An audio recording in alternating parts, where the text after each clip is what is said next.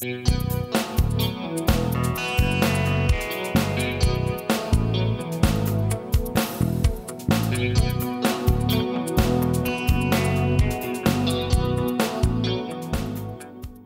pues vamos a hablar ahora de un tema que se las trae difícil en teología, que es el tema del pecado original.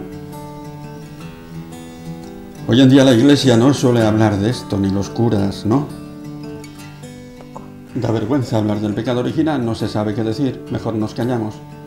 Como tantos otros temas que hoy en día son tabú, no se puede hablar del demonio, no se puede hablar del infierno.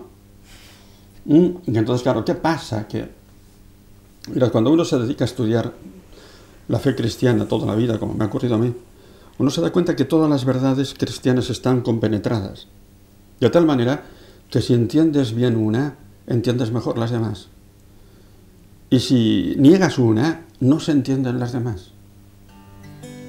Y eso llega un momento en que te das cuenta de que hay una coherencia en la fe. Yo no niego que haya misterios, ¿no? Pero hay una coherencia inmensa.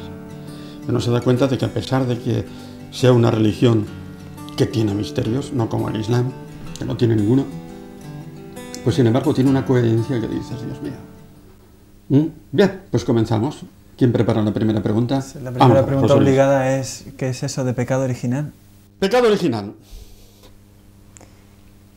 El pecado original viene fundamentalmente en el libro del Génesis, pero después, sobre todo, viene en la profundización teológica hecha por San Pablo en la Carta a los Romanos, capítulo 5, del 12 al 21. Llamamos pecado original a ese pecado con el que nosotros nacemos sin haberlo cometido y que hemos recibido por herencia, ¿no es así?, de un pecado cometido en los orígenes de la humanidad. Y San Pablo llega a afirmar, por lo tanto, que todos nosotros hemos pecado en Adán. Esa afirmación de San Pablo pues ha condicionado, digamos, pues favorablemente toda la doctrina de la Iglesia. Pero yo quisiera daros una clave. Yo he escrito un libro sobre el pecado original, está en la BAC, y me atreví a meterme en ese tema cuando me di cuenta de una clave. San Pablo no dice ahí en la Carta a los Romanos, capítulo 5, que se transmita el pecado personal de Adán, al que llama parábasis en griego, transgresión, llama paracoé, desobediencia. No. Lo que dice es que cuando pecó ese primer hombre, con su transgresión, una fuerza de pecado que ya existía y que llama amartía, entró en el mundo, se coló, y lo pone con una preposición dia, que en griego significa a través de Adán, el primer hombre. Entonces me di cuenta que ahí realmente nos daba una clave de comprensión. Porque lógicamente uno se pregunta, ¿y qué significa esa amartía? ¿Cuál es esa fuerza de pecado que ya existía y que dicen algunos exegetas buenísimos, como Schlier, que San Pablo está a punto de ponerla con mayúscula? ¿Cuál es esa fuerza de pecado que entra en el mundo y esclaviza a la humanidad? ¿Podríais responderme vosotros un poco con vuestra intuición de fe? ¿Cuál puede ser? La fuerza del pecado, la desobediencia. Esa fuerza de pecado que entra, que ya existía. Que ya existía. La soberbia. No. Viene por el mal, por el demonio. Ya existía. Como no sea el demonio. Exactamente. Exactamente. Entonces, fijaros, no se transmite el pecado personal de un hombre, Adán. Eso no se puede transmitir. Sino que Adán lo que hizo fue abrir la puerta a la fuerza de un demonio que realmente se convierte en príncipe de este mundo. ¿Quién le ha llamado al demonio príncipe de este mundo? Jesucristo 2 veces en el Evangelio de San Juan, capítulo 12 y capítulo 16. El príncipe de este mundo. Que realmente cuando va a tentar a Jesucristo en las tentaciones que vemos en los sinópticos, pues lo promete a Jesucristo todo el mundo. Yo te doy todo el mundo si me adoras. Entonces empiezas a meterte, y luego resulta que hay otra clave. Y es que en el bautismo que se hacía, con el rito que se hacía antiguo, con el que yo fui bautizado. Pues resulta que a mí me bautizaron con estos términos: al demonio maldito de este niño, para que entre a habitar en él la gracia de Dios. Así me bautizaron. De tal manera que en los primeros siglos el bautismo era un exorcismo. ¿No sabías esto? Se bautizaban adultos y le decían: vuélvete a Occidente y escupe, porque representaba Occidente al demonio. Y ahora vuélvete a Cristo, vuélvete al este, ¿no? Y ábrete a la luz de Cristo. Era un exorcismo. Entonces yo empecé a darle vueltas a la cabeza y resulta que en una ocasión tuve la oportunidad de conocer a un hombre que ha muerto de accidente, fabuloso, un jesuita, el padre Corbón, francés, pero que vivía en el Líbano. Tuve la oportunidad de conocerlo y de hablar con él. Bueno, mejor dicho, se acercó él a mí. Y me preguntó: me han dicho que está usted, o ha escrito usted un libro sobre el pecado original. No lo había terminado todavía. ¿Y cómo lo explica usted? Y le di esta clave y me dice: así lo explicamos nosotros en Oriente, en Beirut. Como en Oriente no hemos tenido la influencia ni de San Agustín ni de Santo Tomás, sino simplemente la influencia de los santos padres, explicamos así el pecado original. Entonces eso ya me dio, ¿no es cierto?, un empuje tremendo me animó a publicar el libro. Pero es que además, si abrís el catecismo, en el número 407, hay una frase tremenda que dice: en virtud del pecado que cometió el primer hombre, todos nacemos bajo la esclavitud de Satanás, de la cual solamente nos libera el bautismo. Ese texto lo tenéis en el catecismo, pero ese texto del catecismo está tomado del Concilio de Trento. Y el Concilio de Trento lo tomó del Concilio de Florencia, en el siglo XV, 1442. Y realmente ha sido y dije: esto es. Entonces, indudablemente, pues, de la misma manera que cuando tú pecas, te sometes al dominio de Satanás, con un pecado mortal, y si mueres sin querer arrepentirte, ¿no?, terminas en el infierno, que es el dominio definitivo del diablo. ¿Os dais cuenta? Pues nosotros veníamos a este mundo bajo el dominio de Satanás en virtud de ese primer pecado que cometió el primer hombre, se llame Adán o se llame como sea. No sé si me he explicado. Así se entiende. Ya sé realmente que tengo que ir contracorriente.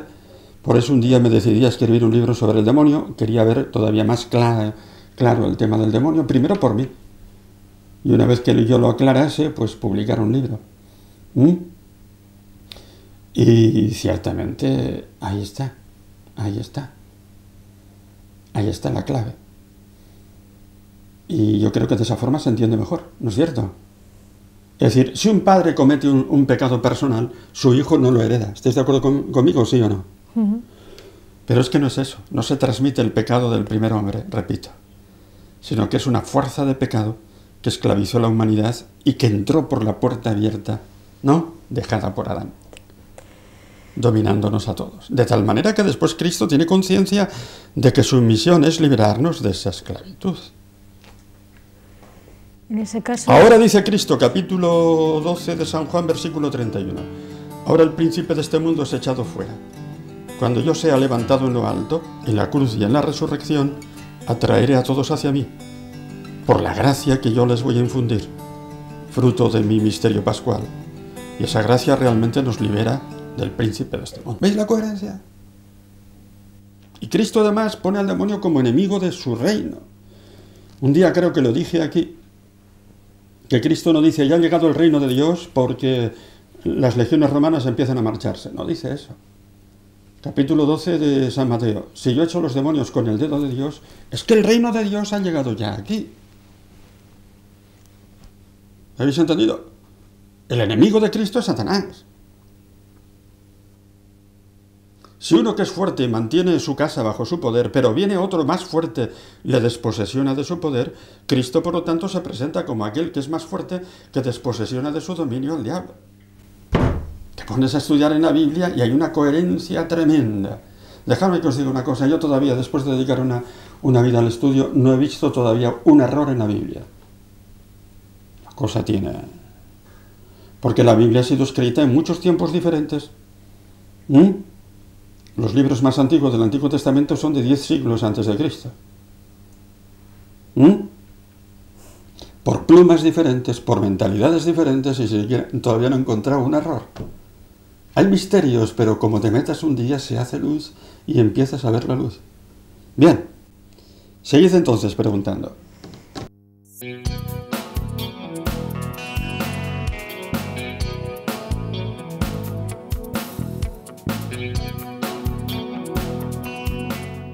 En caso de que no existiera ese pecado original, el ser humano seríamos diferentes a como somos ahora. Ahí está, dice la Escritura que con la muerte vino a este mundo por la envidia del diablo, libro de la Sabiduría, capítulo 2. La muerte ha venido también junto con ese pecado, el sometimiento al sufrimiento y lo que llamamos también concupiscencia, una tendencia al mal.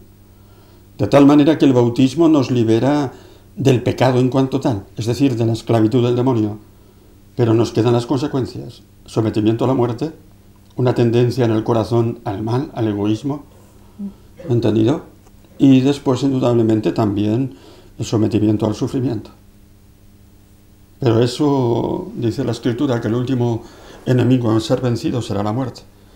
Con la última venida de Cristo venceremos también, resucitaremos.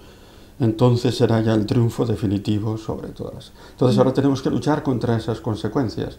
Pero del pecado estamos libres, somos hijos de Dios, ¿no es cierto? Y tú no tienes el diablo en ti, a no ser que voluntariamente quieras pecar.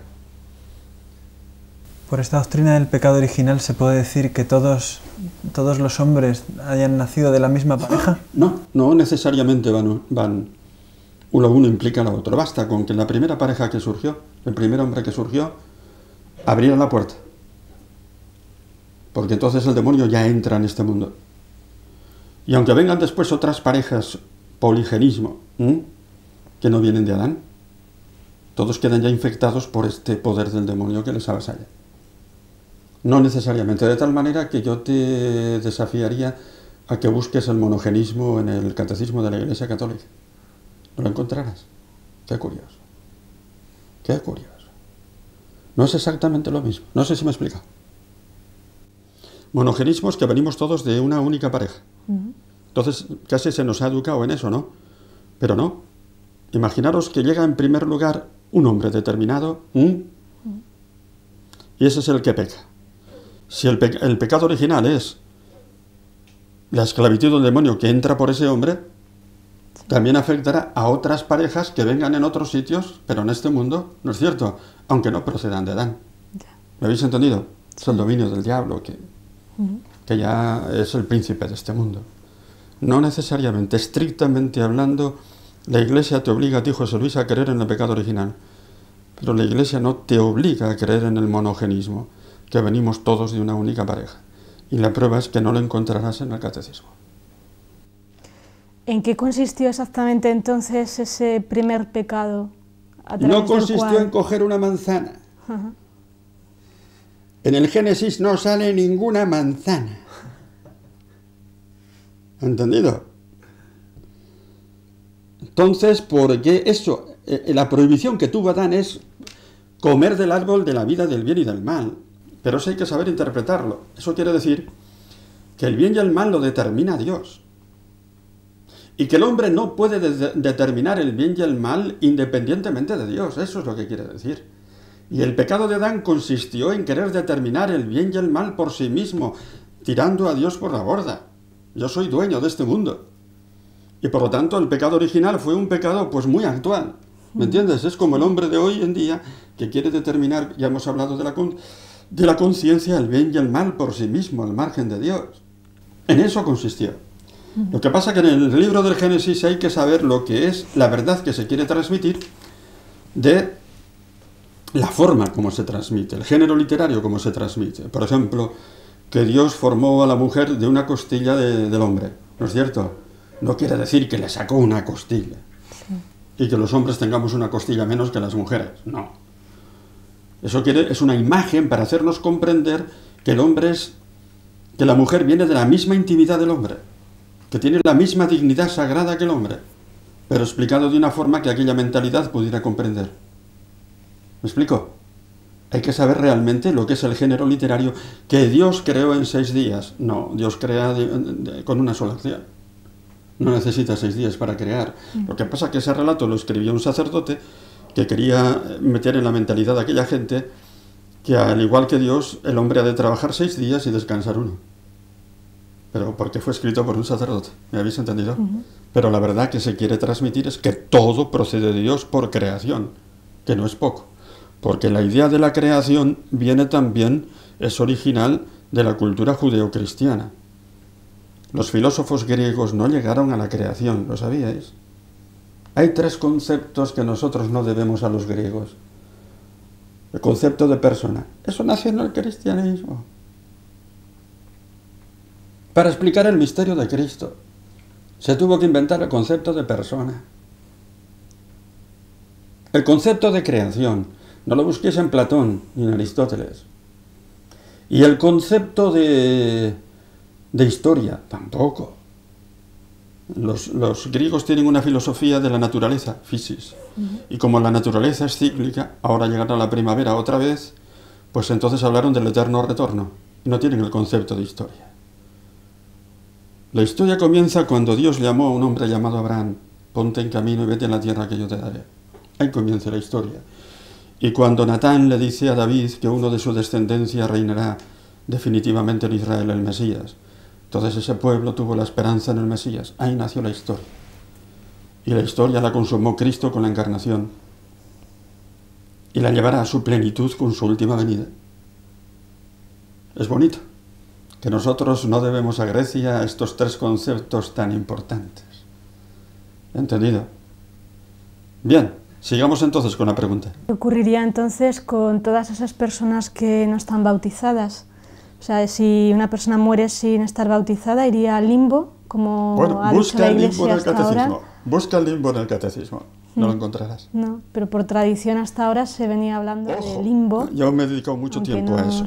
Al estudiar el pecado original tuve que estudiar el tema del limbo y llegué a una conclusión. Nunca ha sido de fe. O sea, dogma de la Iglesia, ¿me entiendes? Aunque en muchas épocas fue la opinión mayoritaria de los teólogos, eso es cierto. Pero una cosa es una opinión de los teólogos y otra cosa que sea dogma. ¿Está claro? El catecismo dice esto. La Iglesia, sabiendo cómo Cristo amaba a los niños, ¿no es cierto? Y cómo realmente pues no hay otro fin en este mundo que el fin sobrenatural que nos ha alcanzado con su muerte y resurrección, confía en que Cristo salvará a todos esos niños. Y no habla del limbo. Y por lo tanto creo que con lo que ha dicho el catecismo ya, el catecismo ha sido valiente en eso. Ha sido valiente para proponer como de fe una cosa que es de fe. ¿No es así? Pero cuando una cosa no es de fe, sino simplemente opinión teológica, y cuando tiene además en contra el cariño de Cristo a los niños, y el hecho de que no hay un fin natural, es decir, tú aceptarías que porque Cristo no tiene poder, Cristo que es el Pantocrátor, el que ha resucitado y vencido a este mundo, y vencido al demonio, porque Cristo no tiene poder, hay que inventar una guardería infantil, donde meter a todos estos niños sin bautismo.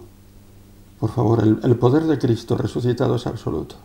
¿Es cierto, sí o no? Sí. Y no cabe una guardería infantil porque no llegará hasta ahí el poder de Cristo.